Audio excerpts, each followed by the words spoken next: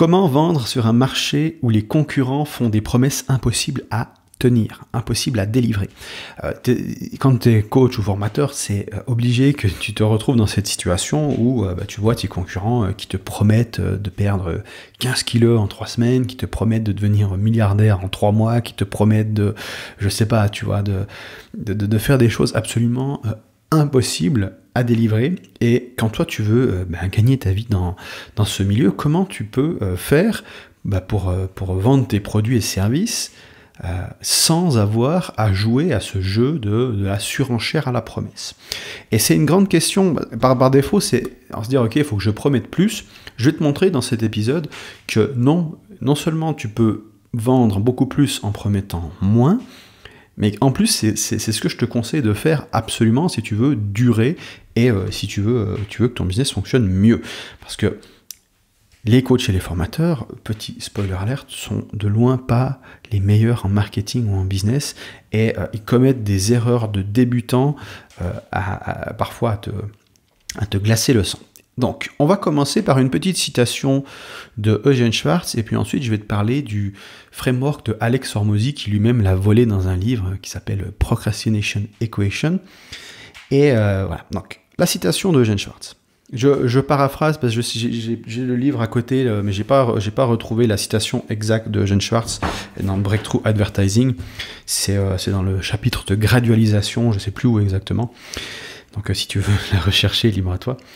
Il nous dit quelque chose du style « Une petite promesse crédible vendra toujours 100 fois plus vendra toujours plus que 100 immenses promesses non crédibles. » D'accord ? Donc plus la promesse elle est grosse, plus les preuves nécessaires pour démontrer que cette promesse elle est valable, doivent être conséquentes, tu vois. C'est-à-dire que si je te promets de perdre 15 kilos en 3 jours, j'ai intérêt à te démontrer que c'est possible.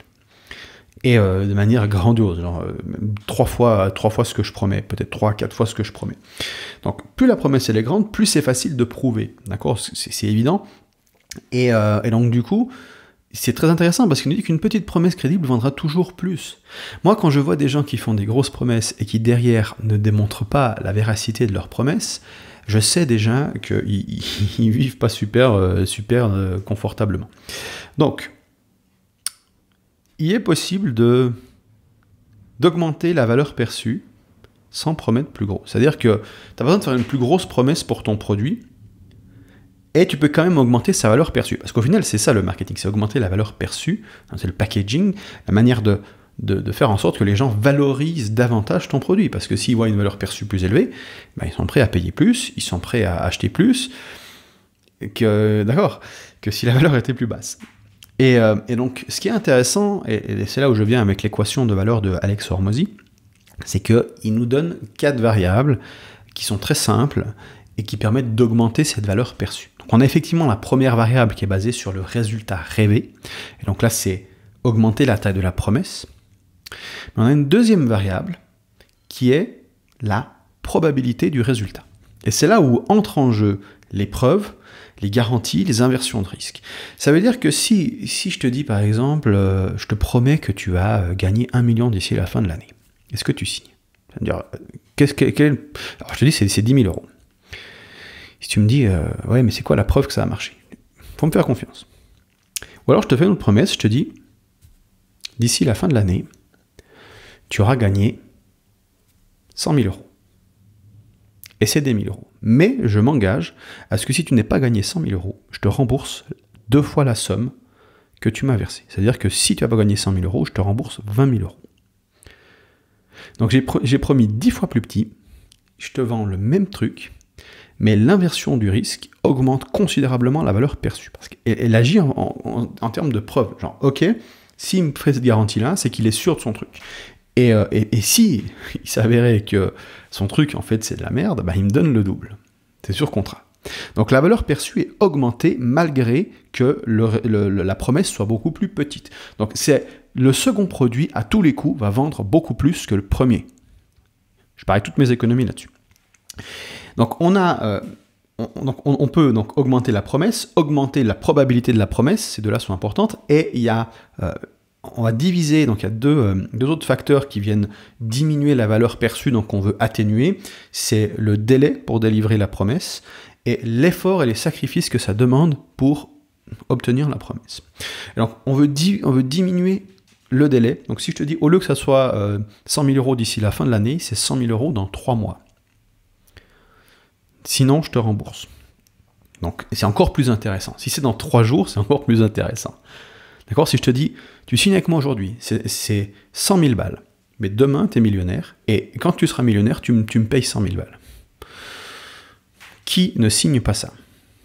Et si tu n'es pas millionnaire, tu ne me les payes pas. Voilà. Donc, basiquement, en gros, c'est comme si j'arrive avec une mallette de fric, je te dis, tu prends la mallette, et s'il y a 1 million dedans, tu me donnes 100 000. S'il n'y a pas 1 million dedans, tu gardes la mallette, tu fais ce que tu veux. Je veux dire, c'est basiquement, bon, j'ai pas de solution pour ça, mais si j'en avais une, c'est clair que je la proposerais. Donc, on diminue le délai, d'accord? Et d'ailleurs, Hormozy nous dit, pour disrupter un marché, une super stratégie, c'est de prendre un produit existant, enfin de trouver une solution qui délivre 2 fois plus vite les résultats que le standard actuel de l'industrie. D'accord? On a par exemple Netflix qui a disrupté l'industrie de la location de disques. Tu vois. Parce que c'est plus vite fait de trouver un sur-catalogue directement depuis ton canapé que de sortir au froid, dans la neige, il y a toundra, tout ce que tu veux, pour aller louer un DVD. Donc on a diminué le délai et on a encore diminué l'effort et le sacrifice. Donc l'effort, c'est la sueur que tu vas mettre, et les sacrifices, c'est renoncer à des choses que tu aimes pour obtenir le résultat. Si je te dis pour lancer ton business, tu dois renoncer à ta vie sociale, c'est quand même un sacré, lourd sacrifice à payer pour faire tourner son business, qui est souvent malheureusement un sacrifice nécessaire. Donc si j'arrive à diminuer cet effort, je te dis au lieu que tu le fasses toi-même, on va le faire pour toi. Tu vois, on passe de do it yourself à done for you. C'est-à-dire que tu proposes basiquement, tu dis voilà, au lieu de t'expliquer comment créer ta page de vente, moi je vais te rédiger ta page de vente. Et donc la valeur perçue est aussi plus élevée parce qu'on diminue l'effort et le sacrifice. Voilà, donc c'est très intéressant parce que quand tu rédiges un titre, quand tu crées une offre, tout ce que tu fais en fait, tu peux utiliser cette équation. Tu vois, par exemple, tu regardes sur YouTube, il y a des surpromesses dans les titres. Et si tu diminues en fait la taille de la promesse dans le titre, mais que tu augmentes la probabilité et que tu diminues le temps de la vidéo, potentiellement ça va augmenter drastiquement le nombre de clics. D'accord ? Et tu vas pouvoir te différencier sans commencer à faire des promesses à la mort moelle-neu, parce qu'un titre c'est une promesse, hein, d'accord ? C'est jamais.